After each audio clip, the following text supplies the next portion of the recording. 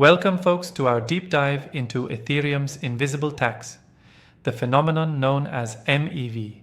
It's like this hidden fee that emerges from the way transactions are ordered on the Yeah, blockchain. right. I'm curious. How exactly does MEV emerge in Ethereum's ecosystem? So, MEV, or miner extractable value, is all about the extra profit miners, and now validators, can snag by reordering, omitting, or even inserting transactions in a block.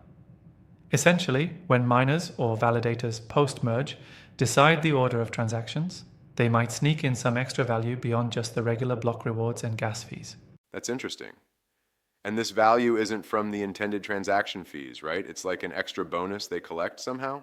Exactly, it's almost like an invisible tax. Normally, when you make a trade on a decentralized exchange, there's a settlement mechanism that allows traders to batch and reveal orders, but miners can anticipate profitable opportunities like arbitrage, then dodge in with Right. their own transactions. They can either front run, back run, or in a sandwich deal. They literally jump in before and after a trade to capture the price movement. So, if I get this correctly, miners or these so-called searchers are essentially exploiting arbitrage opportunities?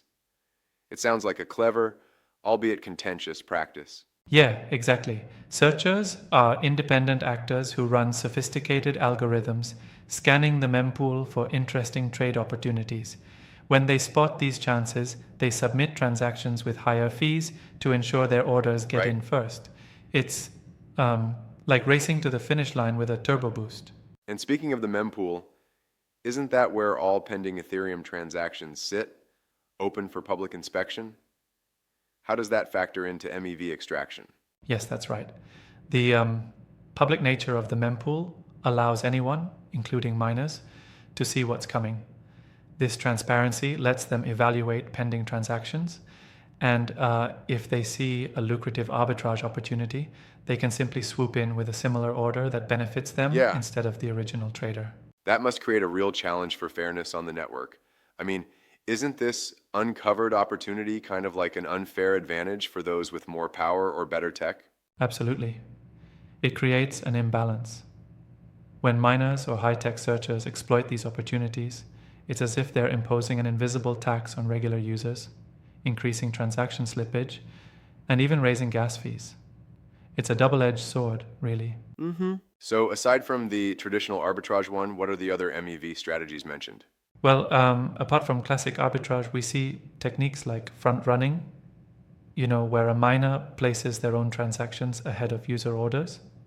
Then there's back running, capitalizing on market movements just after a big trade. And sandwich deals, where a miner positions buy and sell orders around a transaction. And there are more Right. niche attacks like Uncle Bandit attacks and Time Bandit attacks. Uncle Bandit attacks sound intriguing. What's the idea behind that? Sure thing. So, in the blockchain, sometimes two blocks end up being mined at the same time. One ends up being the canonical block, and the other is known as an uncle or orphaned block. Because transactions in these uncle blocks are still public, they can be exploited for MEV extraction. Basically, attackers can pick up on those orphaned transactions and, well, run arbitrage on them. Kind of like sniping opportunities from leftovers. And then there are time bandit attacks, which sound like they really challenge the integrity of the blockchain. Exactly. Time bandit attacks involve remining or revalidating previously confirmed blocks to capture MEV opportunities discovered later. Imagine if someone offered a hefty incentive to reorder past transactions for a chance at a big profit. That's essentially a time bandit attack. It poses real risks to the Right. consensus and security of the network. Sounds like we're venturing into some pretty unstable territory here. Wouldn't that risk undermining trust in the network if too many people start doing this? That's a valid concern. Critics have argued that these attacks erode the immutability of the blockchain and can even destabilize consensus if the incentives are high enough.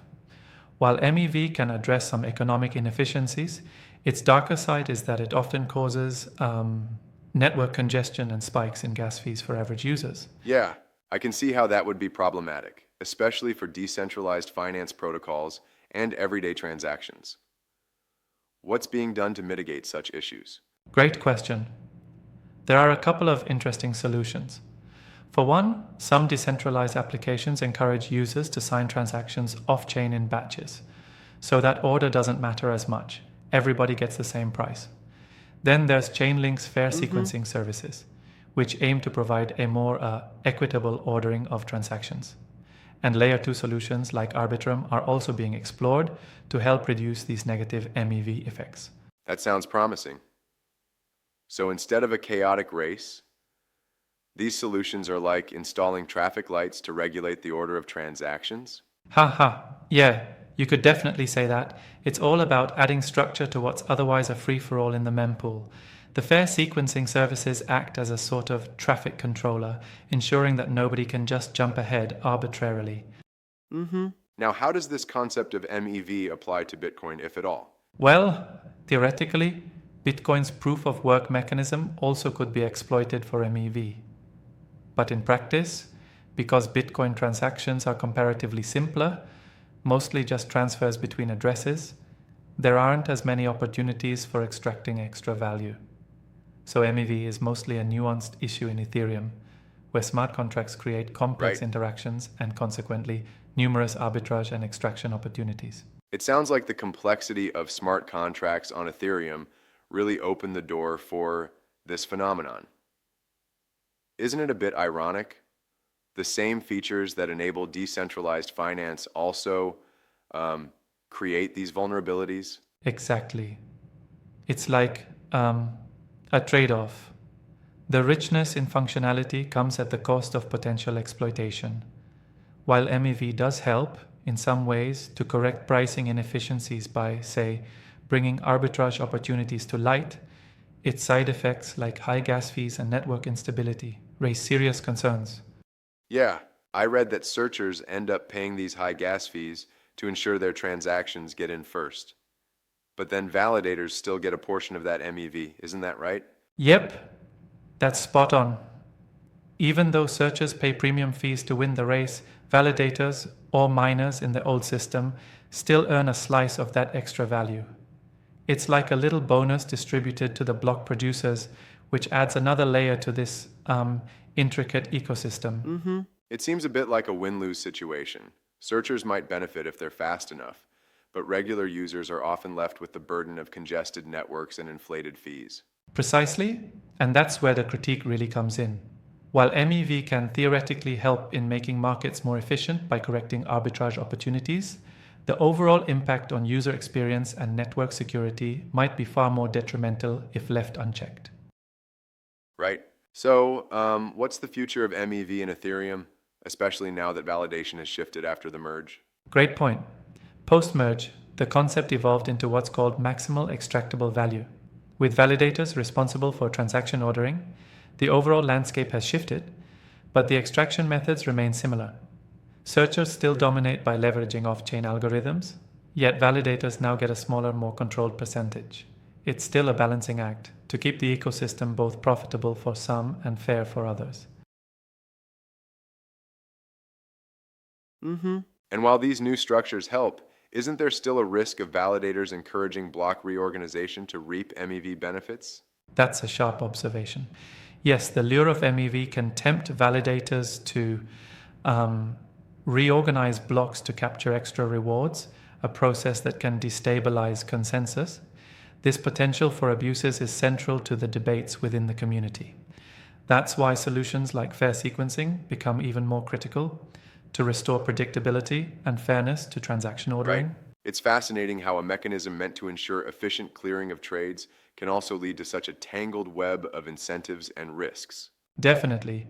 And it really highlights the delicate balance in blockchain technology, the interplay between innovation, efficiency, and security. As researchers and developers refine these protocols, the goal remains to mitigate the downsides without sacrificing the incredible potential of decentralized systems. I wonder, though, whether the solutions like off-chain batching or Chainlink's fair sequencing can entirely stem the tide of MEV, or if there's always going to be a cat-and-mouse game between searchers and the network's defenses. It's a healthy debate. Some experts believe that while these measures can significantly reduce the negative impacts of MEV, they might not eliminate it altogether. Think of it as improving road safety with better traffic systems. Accidents might still happen, but fewer people get hurt. The ongoing innovation in Layer 2 rollups and fair ordering mechanisms is our best hope in striking that balance. That makes sense. It seems like MEV is both a feature and a flaw, driving efficiency in some respects, but also opening the door to, well, exploitation. Absolutely. And what's truly interesting is that these dynamics force everyone, from miners to users, to constantly rethink how blockchain systems can be designed to be both open and secure. It's a multifaceted challenge involving economic theory, game theory, and robust engineering, all coming together in a live, Right. real-world experiment. As we look forward, it'll be fascinating to see how blockchain developers iterate on these mechanisms to curb the negatives while bolstering the positives. For sure, the evolution of MEV, or now maximal extractable value, isn't just a minor tweak. It's a window into the intricate economic and technical balancing act that defines modern blockchain innovation. Well, this has been a super enlightening discussion, showing us that even within the complex world of blockchain, there are layers upon layers of strategy, risk, and reward. Absolutely, it's like peeling an onion where every layer reveals new challenges and opportunities. Thanks for walking through this with me. It's a wild, intricate landscape, but understanding MEV is crucial for anyone diving into decentralized finance or blockchain tech. Yeah, I totally agree. And here's to hoping that as solutions evolve, the ecosystem finds that sweet spot between efficiency and fairness. Thanks for the deep dive, everyone.